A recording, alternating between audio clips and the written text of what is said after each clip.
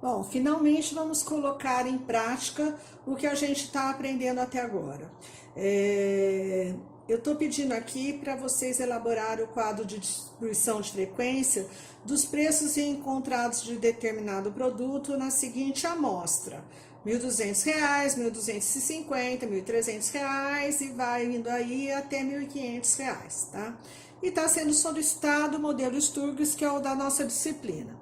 Bom, a primeira coisa que a gente aprendeu é que nós temos que calcular a amplitude total dos nossos dados. Como nossos dados já estão em ordem crescente, fica fácil identificar o maior x máximo é 1.500 e o menor x é 1.200, que é o x mínimo. Portanto, a nossa amplitude total é 1.500 menos 1.200, que dá 300. Na segunda etapa, a gente tem que calcular o nosso K, que é o número de classes. E para isso, eu preciso identificar qual é o N da nossa amostra, qual é o número de elementos da nossa amostra.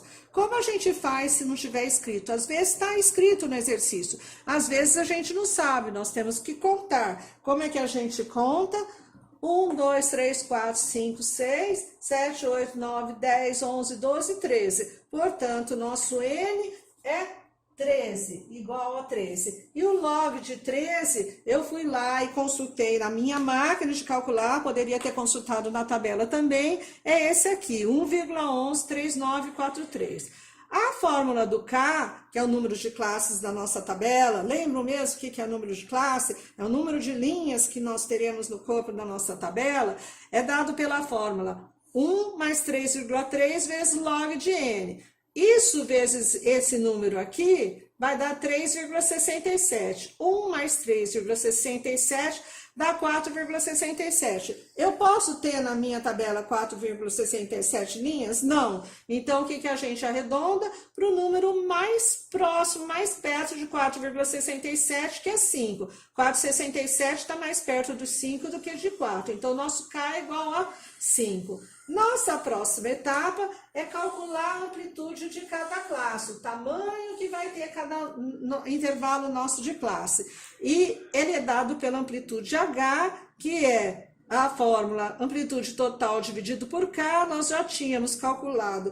Aqui em cima a gente calculou o nosso a amplitude total e nós tínhamos calculado o nosso K aqui, portanto, 300 dividido por 5 dá 60. A gente já tem a nossa amplitude do intervalo de classe, que é 60. É um número inteiro, portanto, não é necessário arredondar, já está prontinho.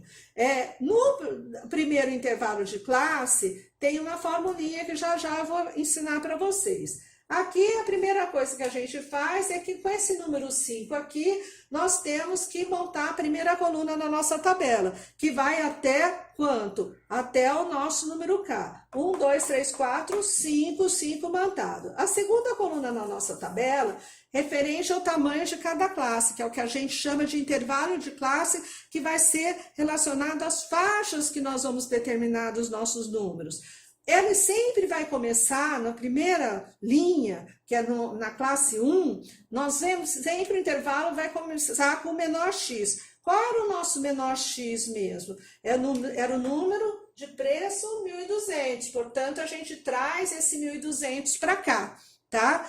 E daí, como cada intervalo de classe vai ser do tamanho de H, a gente vai somar isso com 60, que era o valor que eu encontrei. Daí eu apresento para vocês a primeira formulinha do primeiro intervalo de classe, que é o x mínimo barra 3 pontinhos, vai até x mínimo mais h, 1.200 mais 60, que dá 1.260 aqui.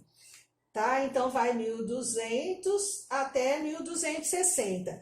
Esse número aqui, no intervalo seguinte, a gente repete todo o intervalo superior, vai ser repetido na linha seguinte. Então, o que acontece? O limite inferior da linha seguinte vai ser o mesmo superior daqui.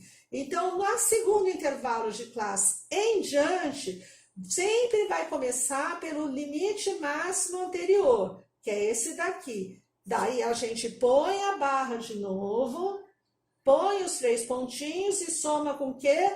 Com os 60, que era o nosso intervalo, nosso H. 1.260 mais 60 dá 1.320. Trago 1.320 para cá, somo de novo com 60, dá 1.380. Trago 1.380 para cá, somo com 60, dá 1.440. Trago 1.440 para cá, somo com 60, dá 1.500. Vamos parar para a gente checar se está correto isso. Esse número superior aqui, o maior número do meu intervalo de classe, tem que ser igual ou superior ao meu maior x. Tá igual? Tá, então tá certo. Se tivesse superior, também estaria certo. Mas não poderia ser, por exemplo, 1.480, que significa que eu errei alguma coisa, tá? Como nesse último intervalo esse número é igual a esse, a gente põe uma barra para fechar, que é a contagem, que é a próxima etapa que eu vou ensinar para vocês, que é a nossa frequência absoluta, que a gente já aprendeu lá no início de frequência, quando a gente começou a dar. Até mais!